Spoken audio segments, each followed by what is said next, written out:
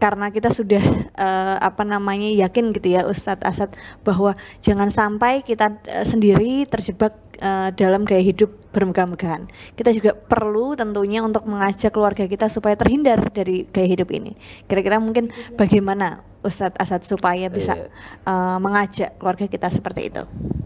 Ya, jadi tadi sudah saya sampaikan, jadi bahwa agar kita tidak atau banyak orang gagal untuk memahami tentang kebahagiaan sejati, atau banyak orang kemudian terjebak dengan hedonisme, gaya hidup yang takasur itu ya, gaya hidup takasur, yang gaya hidup yang bermegah-megahan itu, karena mereka tidak mau belajar tentang ilmu yakin, itu ilmu tentang kebahagiaan sejati.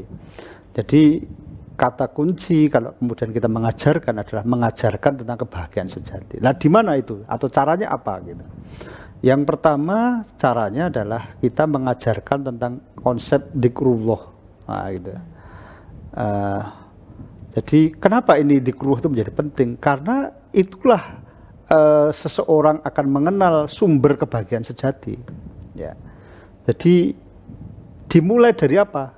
Dimulai dari tentang lisan. Jadi mengajarkan anak, mengajarkan keluarga kita, istri itu berzikir dengan lisan.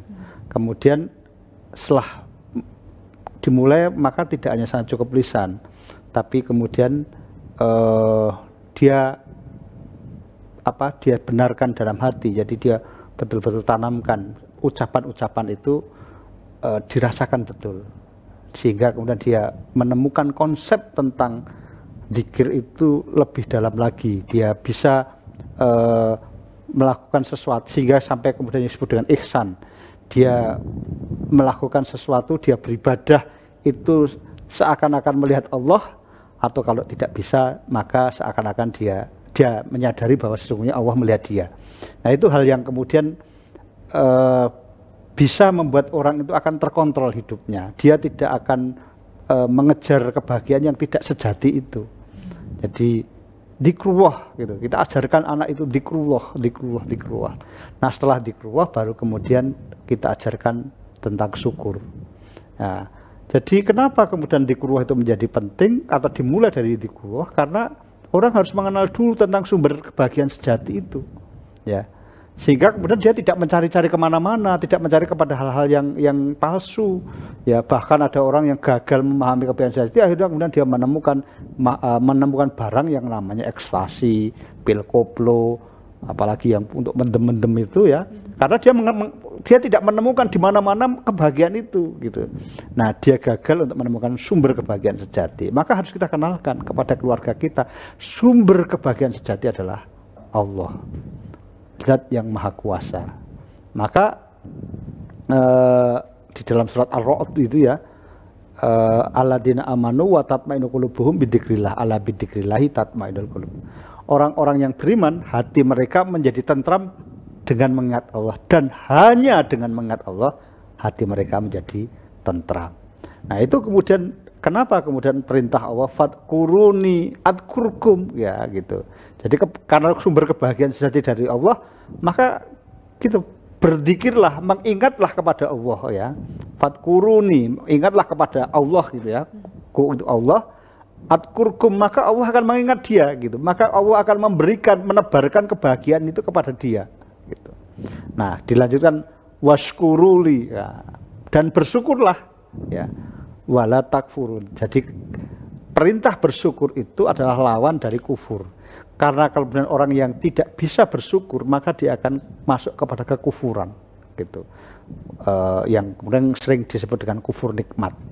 Nah, jadi setelah diajarkan tentang konsep dzikir, mulai dari dzikir yang sederhana-sederhana saja gitu. Itu penting, itu mulai diajarkan begitu.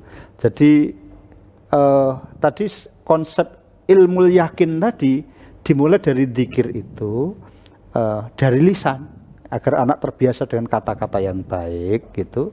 Dengan semakin banyak mengatakan kata-kata yang baik, maka seluruh dimensi kehidupan dia akan terinspirasi dengan kata-kata yang baik itu.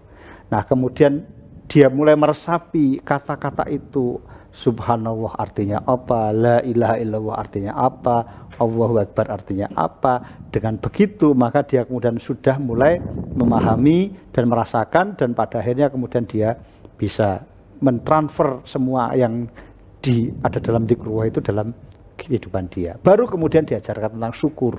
Nah, setelah dia bisa memahami sumber kebahagiaan sejati, maka dia bersyukur bahwa semua itu sudah dia terima. Itu adalah modal.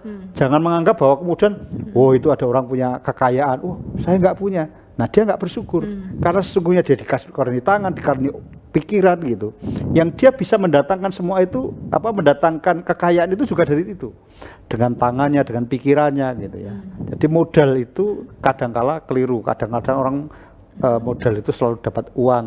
Padahal uang bisa didapatkan juga dengan pikiran yang cerdas, dengan kemauan sungguh-sungguh dengan perbuatannya dan sebagainya. Itu yang diberikan Allah pada kita. Mari kita gunakan. Mari kita syukuri itu. Insya Allah akan datang kebahagiaan yang lebih besar lagi. Baik.